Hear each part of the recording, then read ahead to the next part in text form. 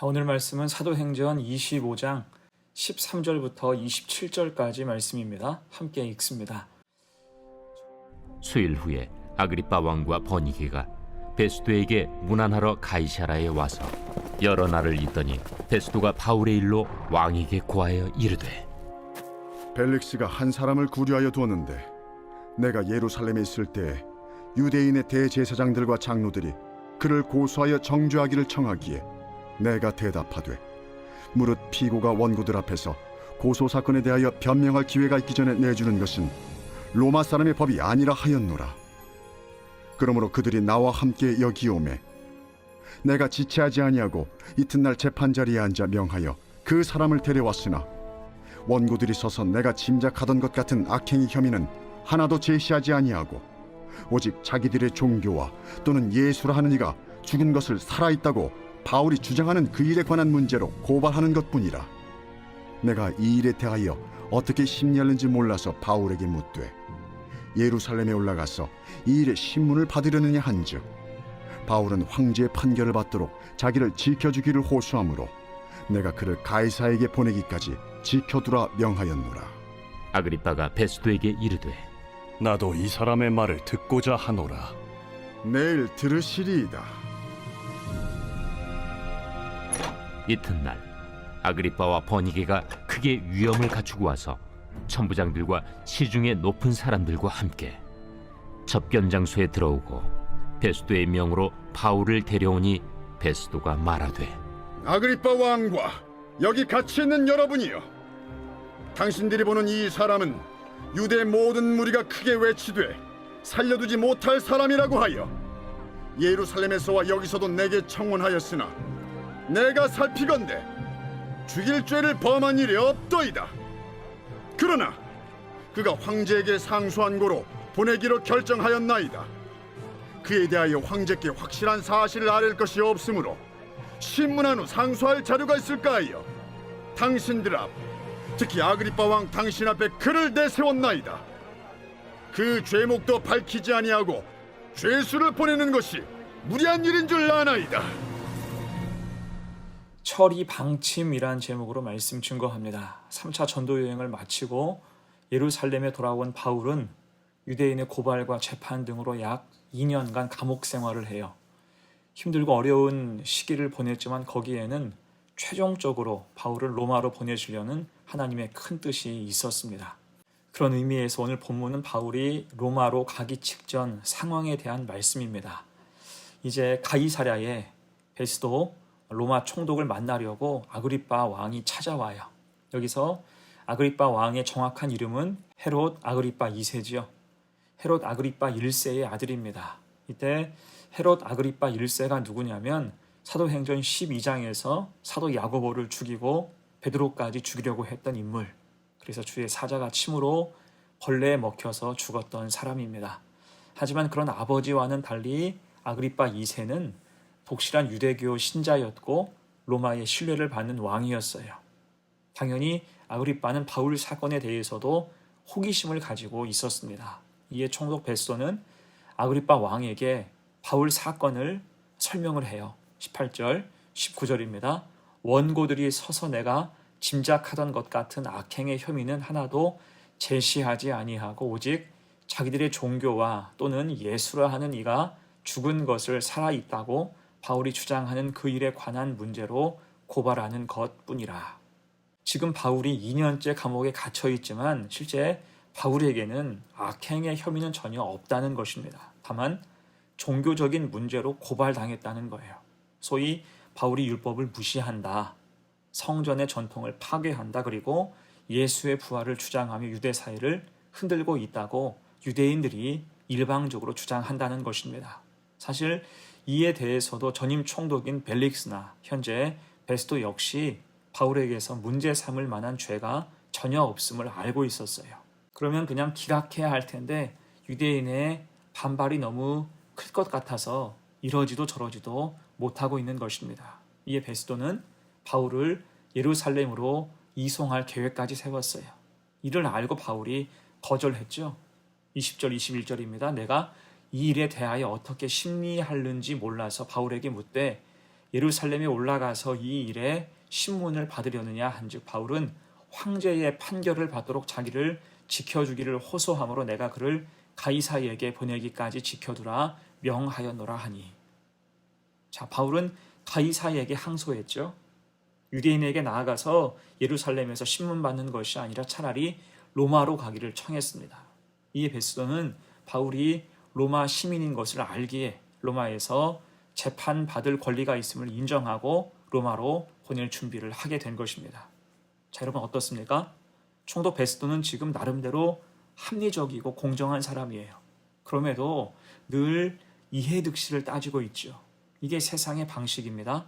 사실 바울은 진작에 이미 석방되고 무죄 방면해야 마땅한데 지금 유대인의 눈치를 보느라 여기까지 온 거예요. 이런 일들이 사실 세상에는 참 많습니다. 이익과 사익을 추구하느라고 진실을 외면할 때가 많아요. 지금 바울이 그런 안타까운 상황에 놓여 있는 것입니다. 자, 그렇게 이제 다음 날 바울은 죄수의 신분으로 베스도와 아그리빠 왕을 접견하게 돼요. 조서를 꾸미는 자리였어요. 23절입니다. 이튿날 아그리빠와 버니게가 크게 위험을 갖추고 와서 천부장들과 시중의 높은 사람들과 함께 접견 장소에 들어오고 베스도의 명으로 바울을 데려오니. 자, 딱 봐도 이곳은 보통 자리가 아니었죠. 로마의 총독과 유대의 왕이 자리한 아주 위험 있는 자리였습니다. 그 앞에 바울을 세운 거예요. 그리고 이제 베스도는 그 앞에서 바울의 일을 브리핑하고 처리 방침을 밝혀요. 24절, 25절입니다. 베스도가 말하되 아그리빠 왕과 여기 같이 있는 여러분이여, 당신들이 보는 이 사람은 유대의 모든 무리가 크게 외치되 살려두지 못할 사람이라고 하여 예루살렘에서와 여기서도 내게 청원하였으나 내가 살피건대 죽일 죄를 범한 일이 없더이다. 그러나 그가 황제에게 상소한 거로 보내기로 결정하였나이다. 자, 처리 방침이 무엇입니까? 바울의 상고를 받아들여서 로마로 보내겠다는 것입니다. 참 어렵게 난 결정이죠. 하지만 이를 통해 알 수 있는 것, 결국 하나님의 뜻대로 바울이 기도하고 원한 대로 로마로 가는 길이 열렸다는 것입니다. 자, 지금껏 얼마나 많은 유대의 악한 무리가 꾀를 부렸습니까? 하지만 결국 하나님이 막으신 거예요. 돌보시는 가운데 모든 게 하나님의 뜻하신 대로 이루어진다는 것입니다. 자, 그럼에도 현재 바울의 처지는 죄수지요. 처분을 기다리면서 이제 신문 받아야 돼요. 26절, 27절입니다. 그에 대하여 황제께 확실한 사실을 아뢰을 것이 없으므로 신문한 후 상소할 자료가 있을까 하여 당신들 앞, 특히 아그리빠 왕 당신 앞에 그를 세웠나이다. 그 죄목도 밝히지 아니하고 죄수를 보내는 것이 무리한 일인 줄 아나이다 하였더라. 이제 본격적인 신문을 시작하겠다는 거예요. 자, 그 앞에서 바울은 어땠을까요? 그들의 위세에 눌려서 얼마나 위축되기 쉬웠을까요? 여러분, 중세시대 1633년에 갈릴레오가 종교재판을 받게 됐어요. 종교재판은 중세시대 가장 무서운 재판이었죠. 그때 갈릴레오는 지동설을 주장했다가 고발당해서 종교재판에 회부된 것입니다. 지동설이 무엇입니까? 지구가 태양 주변을 돈다는 거예요. 지금은 이게 상식이지만 당시에는 천동설이 진리였어요. 모든 게 지구가 중심이 된다는 거지요. 당시의 사람들이 성경을 잘못 해석한 까닭이었어요. 그런데 중세 가톨릭은 그런 주장을 하는 사람을 종교재판에 회부해서 이단으로 규정하고 파문시키고 사형까지 시켰습니다. 그러니 그 법정이 얼마나 살벌했겠습니까? 그 앞에 갈릴레오가 섰을 때 그가 어떻게 합니까? 자기 주장을 철회해요. 자기 연구 실적을 부정합니다. 완전히 접어요. 위세에 눌린 거지요. 내가 착각했습니다. 내가 틀렸습니다. 천동설이 맞습니다. 그렇게 목숨을 구한 후 그가 법정에서 나오면서 했다는 말이 무엇입니까? 그래도 지구는 돈다. 자, 지금 바울이 그런 자리에 선 것과 같다는 것입니다. 로마 총독과 유대의 왕과 천부장과 귀족들이 함께 배석하고 있어요. 그럼 그 위세에 바울이 눌렸을까요? 아니었습니다. 내일 말씀에서 보겠지만 바울은 당당했습니다. 전혀 위축되지 않았고 오히려 그들에게 복음을 전할 기회로 삼게 돼요. 왜일까요? 바울 그는 이미 하나님의 뜻과 방향을 알고 있었기 때문입니다. 그 과정만 알지 못할 뿐 그 뜻과 선명한 방향은 이미 알고 있었어요. 사도행전 9장 15절입니다. 주께서 이르시되 가라, 이 사람은 내 이름을 이방인과 임금들과 이스라엘 자손들에게 전하기 위하여 택한 나의 그릇이라. 아멘. 또한 사도행전 23장 11절이에요. 그날 밤에 주께서 바울 곁에 서서 이르시되 담대하라, 내가 예루살렘에서 나의 일을 증언한 것 같이 로마에서도 증언하여야 하리라. 아멘. 곧 바울은 주님이 함께 계시니 위축되거나 흔들리지 않았습니다. 대신 누구를 만나도 당당하게 복음을 증거할 기회로 삼을 수가 있었어요.